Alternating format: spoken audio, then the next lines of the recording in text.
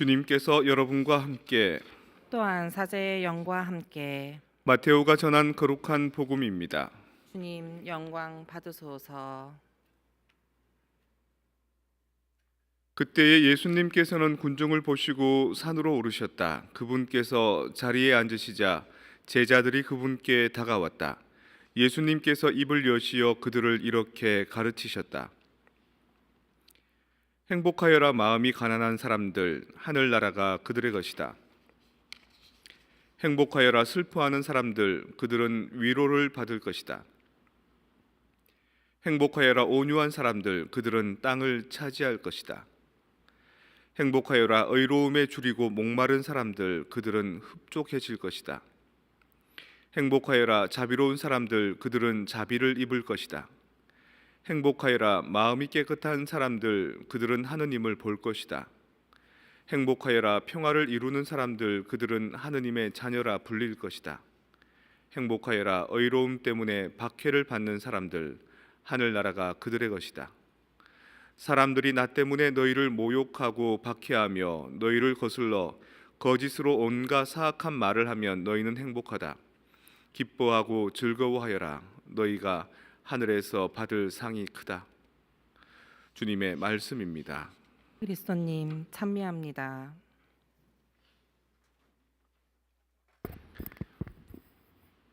밥 잡섰어? 밥은 드셨습니까? 식사하셨습니까? 몇 끼 드셨습니까? 2끼 드셨어요? 저녁은 아직 안 드셨고요. 성경은 읽었습니까? 성경도 읽었고요. MBC 아나운서 국장님 하시던 분이 그 극동방송이라고 개신교 라디오 방송으로 가셨습니다. 그래서 그분이 하시는 거를 이제 아는 분이니까 들었는데 어느 목사님하고 대담을 하는 내용인데 그 목사님이 그런 말씀하시더라고요. 밥 드셨습니까? 오늘 몇 끼나 드셨습니까? 한 끼라도 안 먹으면 배고프지요. 그런데 성경은 읽으셨습니까? 하루에 한 번이라도 성경 읽었습니까? 일주일 동안이라도 한 번이라도 하느님 말씀 들었습니까? 조금 이제 저도 충격이었습니다. 육신을 위해서는 매일 밥을 먹고 세 끼나 먹고 그것도 간식까지 챙겨 먹으면서 영혼을 위해서는 영혼의 양식이 되는 말씀들을 내가 상당히 소홀히 했구나. 꼭 성경이 아니더라도 어떤 좋은 글귀들 또는 의미 있는 것들, 인생에 대한 방향을 잡아주는 것들에 대해서 상당히 내가 소홀했구나 이런 생각을 하게 되었습니다. 그래서 여러분들 오늘 복음 말씀, 미사전의 복음 말씀을 이제 성당 와서 독서자가 하는 것 들으시고 또 사제가 미사 중에 읽어주는 복음 말씀 들으시고 그러면은 금방 쑥 날아가 버립니다. 마치 씨 뿌린 사람이 씨를 뿌렸는데 그 씨를 그 새가 물고 가버리듯이 날아가 버리는 겁니다. 검증해 볼까요? 오늘 1독서 말씀 뭐였습니까? 2독서 말씀은요? 복음 말씀은 뭡니까? 그래서 이 말씀들을 접할 때 우리가 미사 나와서 이 미사가 우리에게 정말 구원이 되려 그러면 이 말씀들을 먼저 이렇게 좀 살펴봐야 됩니다. 이 뜻이 뭘까? 이게 나에게 어떤 도움이 될까? 하느님 이 말씀을 통해서 나에게 무슨 힘을 주시려고나 할까? 이거를 살펴봐야죠. 매일매일 하면 더 좋은데 매일매일 못하면 일주일에 한 번이라도 그런 다음 미사에 참여하면 그때 들려주는 말씀이 그때 사제가 풀어 설명해주는 이 강론이 내 마음을 막 이렇게 흔들고 심금을 울리게 되는데 그렇지 않으면 이제 지루하고 비비적거리다가 이제 가는 거죠. 그렇게 몇 번 하면 이제 성당 안 나오고 싶습니다. 성당 나가는 게 크게 내가 무슨 헌신하는 것 같고 내가 그 미사나 성당에 나가는 것이 뭔가 성당을 위해서 이렇게 뭐라 그럴까 동량 주는 것 같고 내가 그게 좋아서 이렇게 깊고 달갑게 나와야 되는데 그래서 여러분들에게 오늘 독서와 복음에서의 핵심 언어는 무엇일까요? 핵심 메시지는 무엇일까요? 핵심 주제는 무엇일까요? 묻기가 무섭습니다. 물어도 잘 모르실 수 있고 또 잘 모르는 것을 가지고 되게 죄의식 느낄 수 있어서 그래서 그냥 설명해 주렵니다. 제가 보기에는 오늘 독서와 복음 말씀에서 핵심 언어를 딱 뽑으라면 겸손입니다. 겸손. 그리고 그 겸손을 어떻게 받아들이느냐? 복음 말씀에서 행복하여라 마음이 가난한 사람들 하늘나라가 그들의 것이다. 행복하여라 슬퍼하는 사람들 그들은 위로를 받을 것이다. 행복하여라 목마른 사람들 그들은 흡족해질 것이다. 이 패러독스라 그러죠. 어떻게 가난한데 행복합니까? 어떻게 배고픈데 행복합니까? 어떻게 지금 우는데 행복합니까? 하지만 그것이 나중에 다르게 역전될 것이다.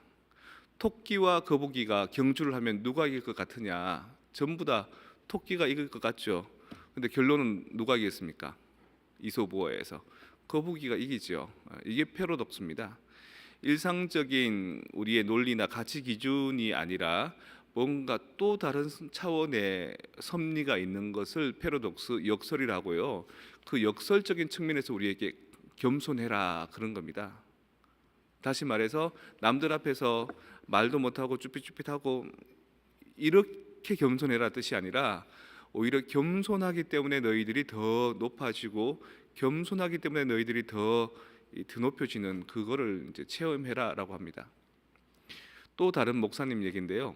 그 낮은 대로 임하소서라는 책을 쓰신 분입니다. 근데 그분은 처음에는 뭐 목사님이 아니셨고요. 일상생활을 그냥 사시던 한 20, 30대 그런 건장한 일반인이었는데 점점점 시력이 나빠지더니만 나중에는 이렇게 눈이 멀어버린 겁니다. 그래서 처음부터 태어날 때부터 눈이 안 보이는 친구들은 그걸 이렇게 극복하는 법을 배웁니다. 맹학교 같은 데 가서 맹학교 가서 뭐 직업을 얻는 방법도 배우고요. 점자를 읽는 법도 배우고 이러는데 일상생활을 다 하는 사람이 갑자기 눈이 탁 안 보이기 시작하면 너무너무 막막합니다. 그래서 다르게 책을 읽을 수도 없고요. 점자는 배우지도 못하고 뭐 그밖에 다르게 뭐 소리를 듣고 걸어가는 법, 지팡이 쓰는 법도 모릅니다. 그래서 몇 번씩 이제 죽으려고 용을 쓰고 몇 번씩 인생을 포기하려고 했는데 그때 이제 신앙을 알게 된 거죠. 교회를 다니게 된 거고 거기에서 하느님의 메시지를 듣게 된 겁니다. 그래서 목사님이 되셨죠. 그분이 하신 말씀이 하느님의 말씀은 낮은 데로 갔을 때 들리더라. 마치 물이 높은 데서부터 낮은 데로 이렇게 흘러서 고이는 것처럼 하느님의 음성도, 하느님의 섭리도, 하느님의 은총도 낮은 곳으로 모이더라. 그 첫 번째 이유가 예수님께서 태어나실 때 가장 낮은 곳, 사람들이 살지도 않는 짐승들이나 사는 곳, 그곳에서 짐승의 밥그릇에 구유에서 태어나신 것처럼 성모님께서 하느님의 뜻을 받아들일 때 자기의 인생의 전 존재가 흔들릴 정도로 결혼하기 전에 처녀의 몸으로 아기를 잉태하고 키워야 되는 그런 낮은 곳. 우리가 사실은 하느님 부여잡고 싶을 때, 기도 열심히 하고 싶을 때가 언제냐면 가장 삶의 위기에 봉착해 있을 때입니다. 저는 기도 가장 열심히 했을 때가 딱 2번 있거든요. 북한산 등반할 때 중에 한 번은 이제 선배들이 원효능선이라고 암벽 코스가 있습니다. 거기 가보자 그래서 따라갔다가 정말 1년치 할 기도를 그때 다 했습니다. 암벽에 매달려서. 2번째는 배 타고 가다가 풍랑을 만났을 때 정말 간절하게 기도하고 매달렸습니다. 여러분들도 여러분들이 가는 어떤 험준한 인생의 산길을 갈 때, 여러분이 가는 험준한 그 파도를 넘을 때 그때 기도하게 됩니다. 그게 낮은 대로 임하시는 하느님의 말씀과 하느님의 은총의 섭리인 겁니다. 그래서 우리가 꼭 낮아졌을 때, 인생의 위기에 왔을 때 신앙 찾는 거 말고 평소에도 그분 말씀을 듣고 그 위기에 빠지지 않도록 삶의 균형을 잘 잡아갈 수 있도록 살면 얼마나 좋겠습니까? 건강하고 튼튼하게 살아간다면. 오늘 여러분들 겸손해라 라는 것 중에 그냥 다른 사람한테 그냥 착하게 굴어라, 잘난 체 하지 마라, 이런 차원의 겸손이 아니라 또 다른 차원의 겸손의 역설을 얘기하신다는 것, 그리고 그 겸손의 역설 안에서 하느님의 음성을 들을 수 있다는 것.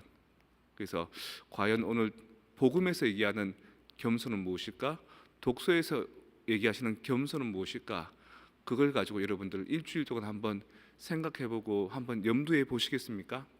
그리고 그걸 잘 생각하시고 내가 생각했던 오늘 복음의 말씀은 이건 것 같습니다라고 다음 주에 얘기해 주실 수 있으면 여러분들은 정말 신앙의 제대로 된 꿀맛을 한번 보시게 된 것이고, 그 맛을 안 보게 된 사람들은 곰돌이 푸우가 계속해서 꿀을 찾듯이, 벌에 쏘여도 꿀을 찾듯이, 꿀 항아리에 머리가 끼어도 꿀을 찾듯이 그렇게 복음을 찾게 될 거고, 그렇게 신앙을 찾게 될 겁니다.